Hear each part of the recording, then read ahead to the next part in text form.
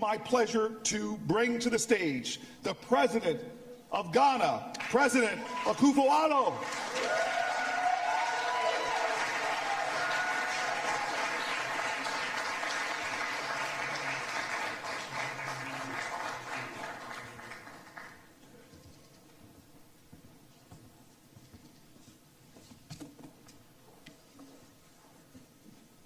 Madam Vice President, ladies and gentlemen,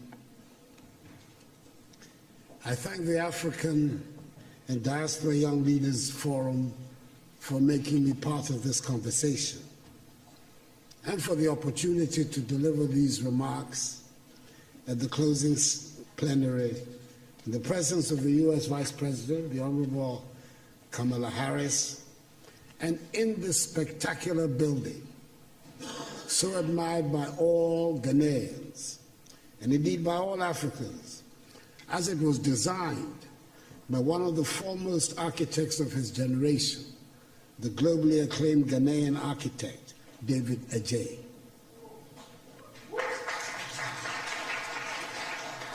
The forum has chosen the most relevant theme of Africa's contemporary situation, a theme which sums up the essence of African aspirations, amplifying voices, building partnerships that work. I've stated it before, that it sometimes appears the words Africa and Africans have more resonance outside the continent than inside. When we are home on our continent, it always seems very important to assert that we are Ghanaians, Ivorians, Kenyans, Nigerians, Swazis, Senegalese, Rwandans, South Africans, and Zambians. Then we find ourselves outside the continent, and then we discover that to the outside world, there are no Ghanaians, there are no Senegalese, and there are no Tanzanians. There are only Africans, and we are all simply Africans. The lesson for me is clear.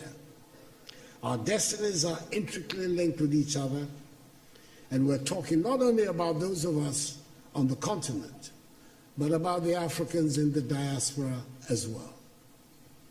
You can be an honors graduate from any of the top universities of this country. You can be a second or third generation American, and you can be in a well-paid job. If there's an outbreak of Ebola someplace on the African continent, you are an African. Anyone, everybody in a position of leadership in Africa today, thus has his or her work cut out. The urgent responsibility we face is to make our countries and our continent attractive for our peoples, to see them as places of opportunities. It means we must provide education, quality education and skills training. It means our young people must acquire the skills that run modern economies. The impact of a successful Africa on the image and standing of Africans in the diaspora applies with equal force to the image and standing of her sons and daughters who go by the name African Americans, and indeed to all her kith and kin in the Americas and the Caribbean. There's a lot of room for your perspectives and energies back in Africa.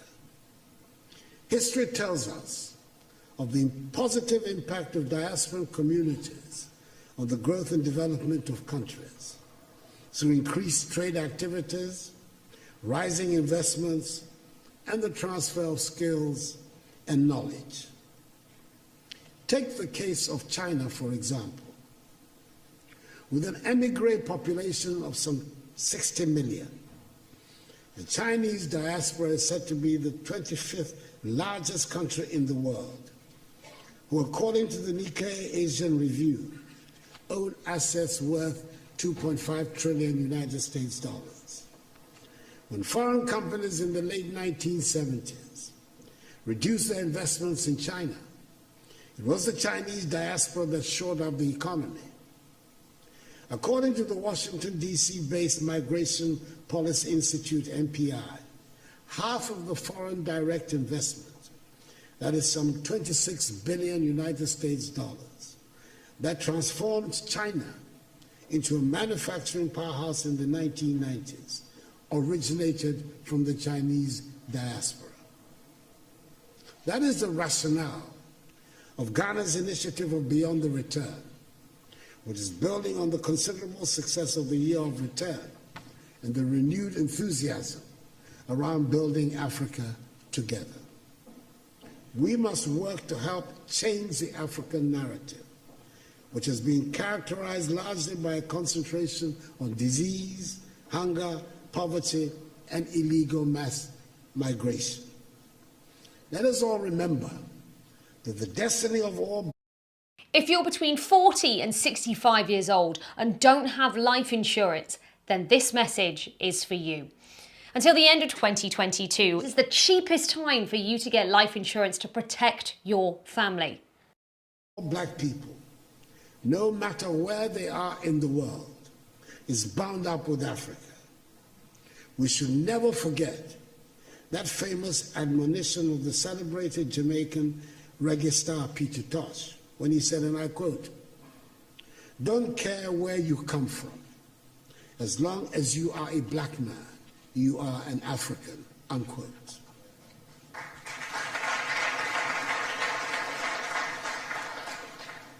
We must help make Africa the place for investment, progress, and prosperity, and not from where our youth flee in the hope of accessing the mirage of a better life in Europe, Asia, or the Americas.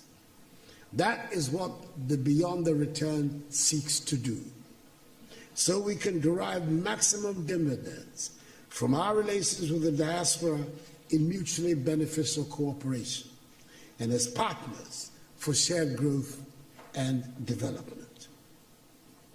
The second half of the 20th century witnessed a great blow for human progress and freedom when the African peoples, in the wake of Ghana's shining example, liberated themselves from the colonial and imperialist yoke and the racist ideology of apartheid and emerged as free, independent peoples to construct new nations of hope and advancement. The first half of the 21st century should consolidate this development and see the growth of modern, prosperous, technologically advanced nations within a united Africa, which would make a reality of the dream of the 21st century as the African century and bring dignity and respect to black people all over the world. We've done enough talking, and dare I say we've had enough conferences and workshops.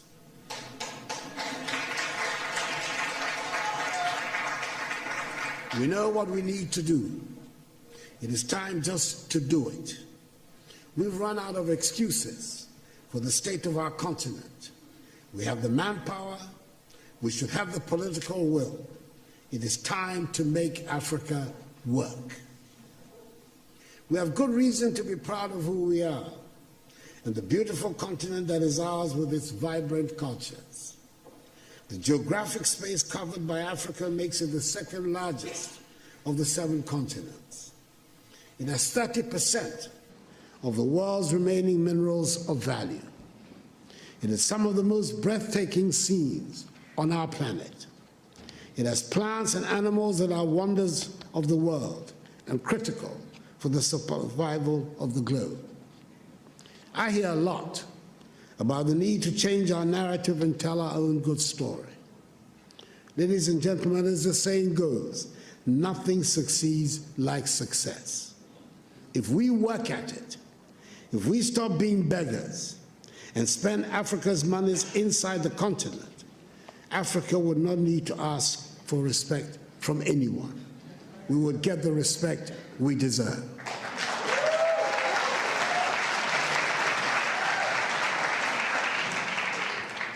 Over 30 years ago, one of America's most prestigious Ivy League universities offered a course in Mandarin, which for years had virtually no takers.